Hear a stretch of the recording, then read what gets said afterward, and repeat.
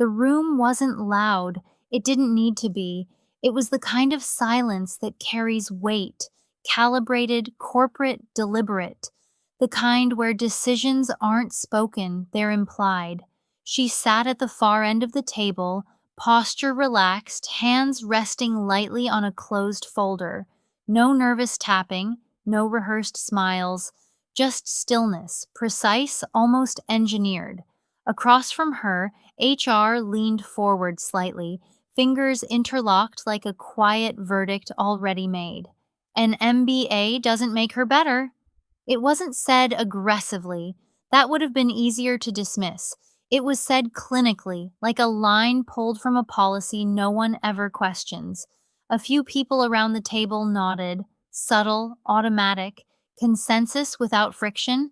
She nodded too, not in agreement, not in submission, just acknowledgement. And that was the first thing that felt off. Because most candidates react, they defend, they recalibrate, they try to earn the room back. She didn't. She simply adjusted the edge of her folder by a few millimeters, aligning it perfectly with the table's grain, as if details mattered more than perception. Someone near the window shifted in their seat. Another glanced at the clock, not out of boredom, but instinct, as if something invisible had just entered the room. HR continued speaking. Metrics, culture fit, internal leveling, words stacked neatly like they always are when the outcome is already decided. But underneath it, something didn't align, not in the data, in the timing, because somewhere outside that room, something had already started moving, and they just didn't know it yet. By the time the first slide appeared on the screen, the decision had already been emotionally filed away. Not documented, not approved, but decided in that quiet, unspoken way corporate rooms often operate, where tone precedes logic and conclusions arrive before evidence. The presentation wasn't meant to discover anything, it was meant to justify what had already been felt. Lah, let's walk through the evaluation, HR said, voice even, measured. The kind of tone that signals control, not curiosity. A chart appeared, clean, predictable, columns of performance indicators, internal benchmarks, soft metrics translated into hard conclusions. She meets expectations, HR continued. A pause, but doesn't exceed in areas that would justify elevation. There it was, not a rejection, not explicitly, something more refined, more difficult to challenge, a containment decision. Across the table, one of the senior managers leaned back, arms crossed, not defensive, just disengaged enough to signal alignment without involvement. Another scrolled through notes on a tablet, though nothing new had been added for the last 5 minutes. And she watched the screen, not the numbers. Those were surface level. She watched the structure, the order of slides, the sequencing of arguments, the subtle anchoring language, because this wasn't an evaluation, it was a narrative. And narratives always have an author. 2 slides later, something shifted. A line appeared in the lower section of the report, small, almost administrative. External retention risk, not material. No one paused on it. Why would they? It was just a classification, a checkbox, a standard field in a standard process. But her eyes stayed there a fraction longer, not reacting, not correcting, just registering, because that line didn't belong. Not in this version of reality. She closed her folder, gently, without sound. The motion was subtle, but it carried intention, like a period at the end of a sentence no one else realized had already been written. HR moved on. Compensation alignment, team dynamics, long-term trajectory, stable but not critical. Words that sound neutral but aren't. Because in systems like this, not critical doesn't mean safe. It means replaceable. A few nods circled the table again. Slightly more confident now, the room was stabilizing around the conclusion. Control had been established, or at least it seemed that way. Near the head of the table, someone adjusted their glasses and finally spoke. Have we validated external exposure? It was a reasonable question, procedural, expected. HR didn't hesitate. Yes, no immediate indicators, low probability of movement. Clean answer. Delivered quickly, almost too quickly. And that was the second thing that didn't align, because validation, real validation, always takes time. But speed suggests assumption, and assumption in systems like this is rarely free. Across the room, the screen advanced again. A final summary slide, bullet points, conclusions, recommendations, everything packaged, contained, ready for approval. All that remained was agreement, and agreement in rooms like this rarely requires discussion, just momentum. But then a notification appeared on one of the devices, small, silent, easy to ignore, except it wasn't. The person holding the tablet froze for half a second, just enough to break rhythm, just enough to disrupt the invisible flow the room had been following. They looked down, then back up. Something had changed, not dramatically, not yet, but enough, because whatever had just come in didn't fit the narrative on the screen. And for the first time since the meeting began, the room wasn't aligned anymore. It was waiting for something no one had planned to explain. And at that exact moment, the system began to respond.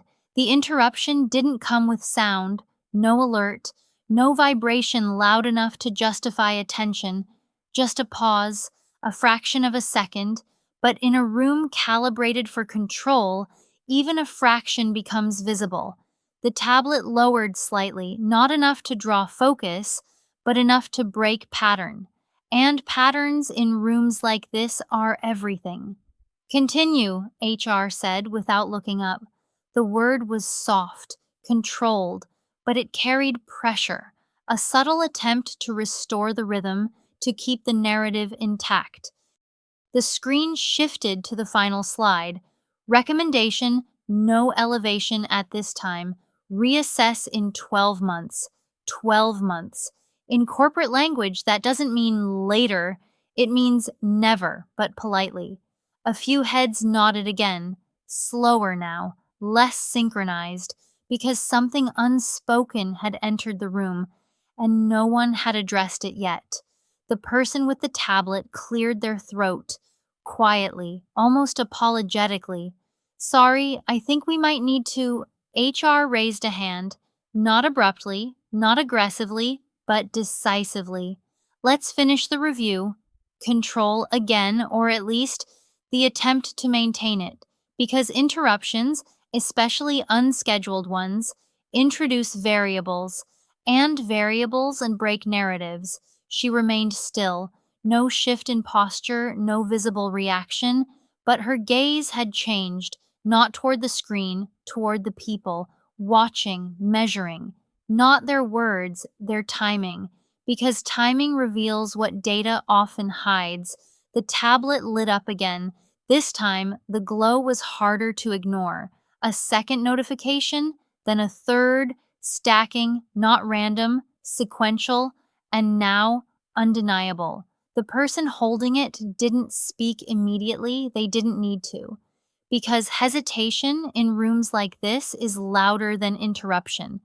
Across the table, someone else checked their phone, then another, subtle at first, then synchronized, like a system beginning to process the same input from multiple points. HR finally looked up, a slight shift in expression, not concern, not yet, just recalibration. Is there something we should be aware of? Measured question, controlled tone. But now the answer mattered. The tablet was placed slowly on the table, screen facing upward, a quiet, deliberate move, no theatrics, just visibility. On the screen, an email thread. Subject line: urgent. talent exposure analysis, immediate review required. Sent, lead investor office timestamp, 8 minutes ago. No one spoke because everyone in that room understood hierarchy. And this didn't come from HR. A finger tapped the screen. The thread opened, attachments, multiple, one highlighted automatically. $60 million talent loss scenario, preliminary impact. The air in the room shifted, not dramatically, but structurally, like a building realizing its foundation has just been reassessed. Open it, someone said, not a command, more like inevitability. The file loaded, graphs appeared, different ones, not internal metrics, external modeling, market exposure, client dependency, revenue linkage, and in the center of it, a name, her name, not as a candidate, not as a role, but as a node, a critical connector in a system no one in that room had mapped correctly. A silence followed, not empty, dense, because now the numbers were no longer aligned with the narrative. They were contradicting it, sharply. A highlighted line pulsed on the screen. Estimated impact of departure $60 million plus within 2 quarters. No qualifiers, no soft language, just exposure, raw, unfiltered. Someone leaned forward. Another straightened in their chair. The same people who had nodded minutes ago were now recalculating because the classification had changed from not critical to something far more expensive. HR's posture remained composed, but the hands, still interlocked, tightened slightly, micro movement, almost invisible, but real. Where did this come from? HR asked. Still controlled, still precise, but now no longer leading. The answer came quickly.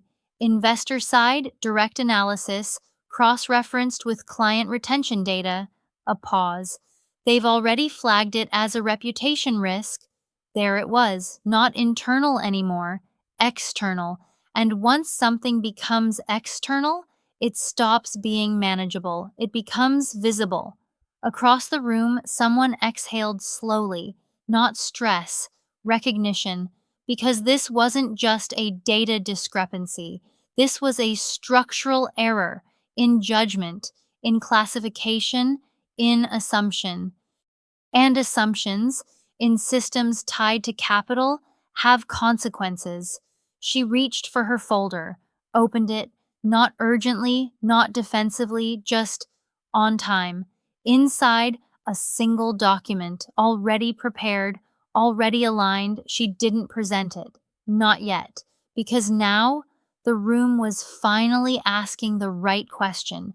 Not, does she fit? But, what exactly did we just miscalculate? And somewhere beyond that room, the investor wasn't waiting for the answer. They were already evaluating the cost. And right here, the cost of silence became too high to ignore.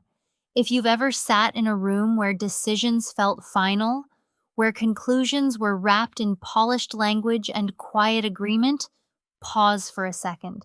Because what you just saw wasn't a mistake. It was a pattern, a system choosing comfort over accuracy, narrative over structure, speed over validation, and it almost cost them $60 million. So here's the real question, not for them, for you.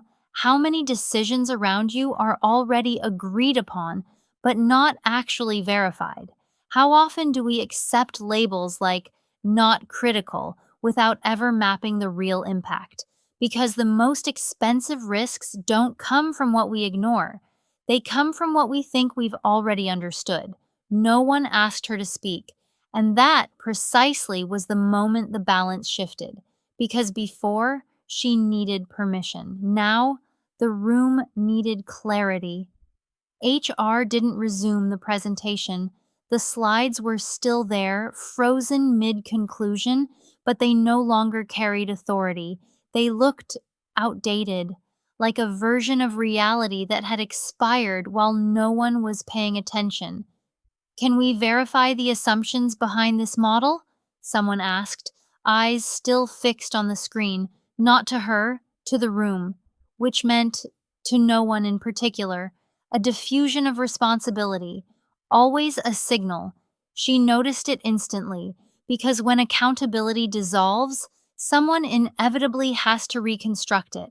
And this time, it wasn't going to be HR. She opened her folder.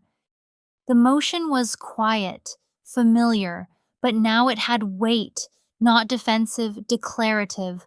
I can help with that, she said. Her voice wasn't louder than before, but it landed differently because timing had changed. The same words 5 minutes earlier would have sounded like justification. Now they sounded like access. Several heads turned, not out of curiosity, out of necessity. She placed a single page on the table. No stack, no overload, just one document, structured, clean, intentional. Your model assumes linear client retention, she continued, based on static role definitions. A pause. It's not linear. She didn't elaborate immediately, not because she couldn't, because she didn't need to. The room was already leaning in. That's the thing about real leverage. It doesn't require volume, it requires precision. She slid the page slightly forward. A diagram, simple at first glance but layered. Client relationships mapped not by department, but by dependency. Informal channels, escalation paths, decision shortcuts no org chart ever captures. And at the center, connections, not titles, not roles, connections. Someone at the far end of the table leaned closer. Where did this data come from? She met their gaze briefly. Operational logs, escalation routing, informal approvals. Another pause. Things that don't show up in formal reporting.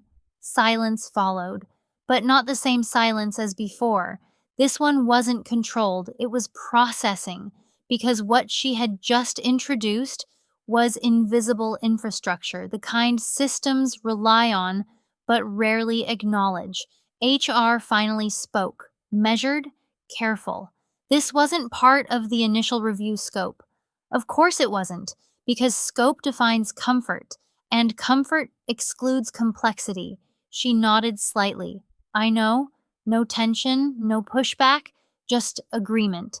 And that agreement carried more weight than disagreement ever could because it exposed the gap without attacking it. Across the table, the investor report was still open, still visible, still undeniable. $60 million exposure, not theoretical anymore. Now, explainable. Someone tapped the screen again. Does this align with their model? The question wasn't rhetorical, it was directional. The room had shifted from defense to validation. She didn't answer immediately. Instead, she adjusted the position of the page, aligning it with the edge of the table. Same motion as before, same precision, different context. Yes, she said, a beat, but their model is conservative. That landed, not because of the words, because of what they implied. If this was conservative, then reality was worse. A subtle reaction moved through the room. Not panic, not yet, but something closer to recalibration under pressure. HR leaned back slightly for the first time since the meeting began. A small movement, but significant, because posture reflects control, and control had just shifted. Why wasn't this escalated earlier? Someone asked. Finally, the right question. Not about her, not about the model, about the process. She didn't rush to answer, didn't fill the silence, because now silence was working for her. Because it doesn't belong to a single function, she said, which means no one owns it. There it was, not an accusation, a structural flaw, clean, undeniable, difficult to defend, the kind of issue that doesn't break systems immediately, but compounds quietly until it doesn't. Across the room, someone closed their laptop, not out of disinterest, out of focus, because the conversation had shifted layers from who she is to what the system missed. And those are not the same discussion. The screen dimmed slightly as the investor report timed out. No one moved to reopen it. They didn't need to. The number was already in the room, $60 million, not as data, as context, and context changes decisions. She closed her folder again, gently, same motion, same precision, but now it felt like closure, not of the meeting, of the narrative that had started it. Because the question was no longer, is she critical? That had already been answered. The real question now was, what else have we been misclassifying? And that question doesn't stay contained for long. The question didn't echo. It settled, quietly, heavily, like something structural had just been placed in the center of the table, and no one could move forward without acknowledging it. What else have we been misclassifying? No one rushed to answer, because this wasn't a question you respond to, it's one you recalculate around. The meeting had changed layers. Minutes ago, they were evaluating a candidate. Now they were auditing themselves, and that is a far more expensive process. Someone reopened their laptop, and not to present, but to check. Dashboards refreshed, internal systems loaded, access logs, escalation paths, client interaction histories, the same data they had always had, but now viewed through a different lens. Not performance, dependency. And dependency reveals something performance never does: fragility. Pull retention volatility by account, one of the directors said, already typing. Overlay with escalation frequency. Another voice followed, sharper now, and cross-reference with informal approvals, not just ticket closures. The room was no longer synchronized.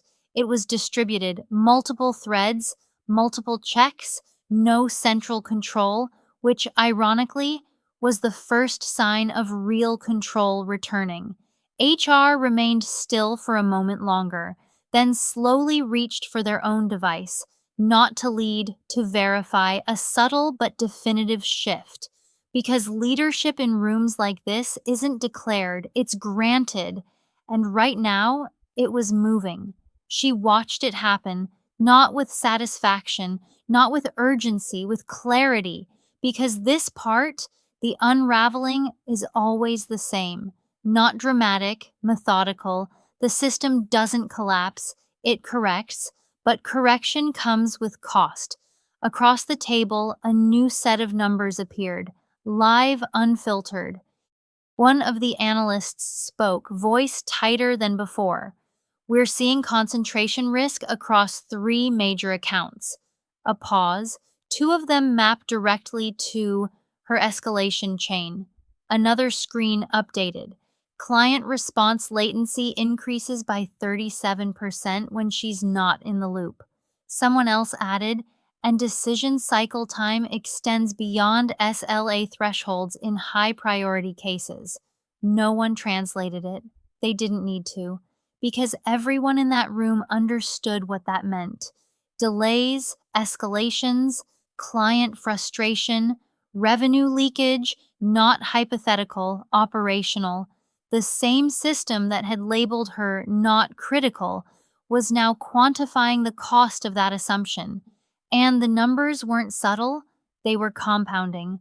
HR finally spoke again, but the tone had changed. Less certain, more analytical. We need to contextualize this, a familiar phrase, often used when reality arrives faster than structure.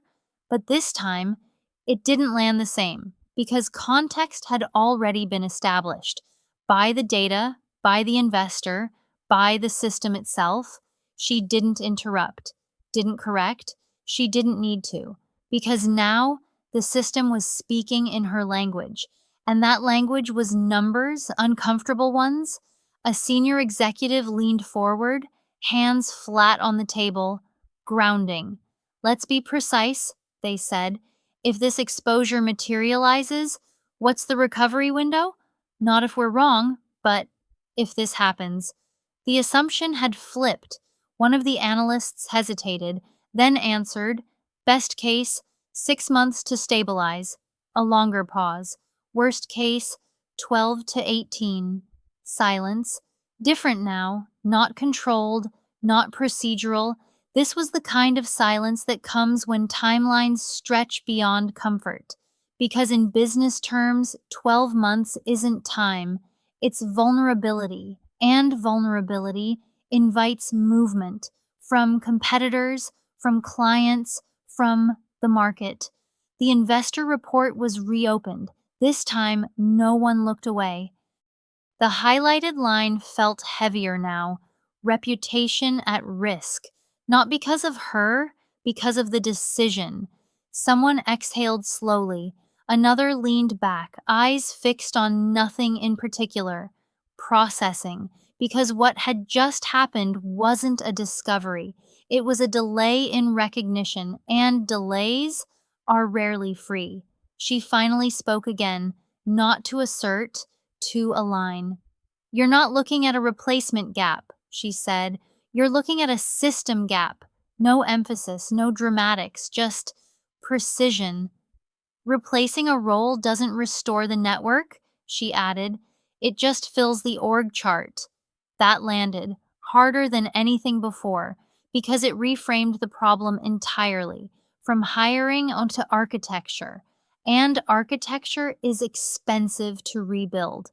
HR closed their device slowly, not out of dismissal, out of acceptance. The original narrative, the one they had walked in with, no longer held. Not against this, not against the data, not against the exposure now sitting, undeniable in the center of the table. A decision had to be made. Not about her. That part was already resolved. About the system, and systems don't change easily. They require friction, accountability, and sometimes a moment like this, where everything pauses long enough to see what was always there, but never fully understood. She closed her folder one last time, not as a signal, not as a statement, just completion. Because her role in this moment wasn't to convince, it was to reveal. And now there was nothing left to reveal, only to decide. And somewhere beyond that room, the cost of waiting was already being calculated. No one called for a vote. That would have been too formal for what this moment required, because votes imply options, and there were no real options left, only consequences, and how quickly they were willing to recognize them. The room didn't move forward. It reoriented subtly, structurally, the kind of shift that doesn't show up in minutes, but rewrites them later. Let's pause the recommendation, the senior executive said, not loudly, not forcefully, but with a clarity that didn't invite debate. HR nodded. Immediately this time, no qualifiers, no reframing, because resistance at this point would have cost more than agreement. The slide on the screen still read, no elevation at this time. No one bothered to change it. They didn't need to. Everyone in the room already understood. It no longer applied.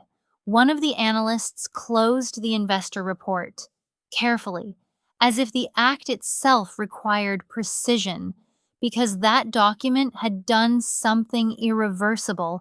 It hadn't introduced new data. It had validated overlooked reality, and validation is what transforms information into consequence.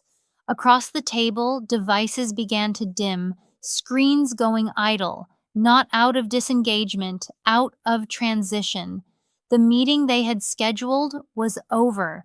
This was something else now, a recalibration session, unplanned, unavoidable. Next steps, someone said quietly, not a question, a requirement. Another pause, shorter this time, more focused. We need a dependency audit across all critical functions, one voice responded. Not role based, another added. Network based. There it was again.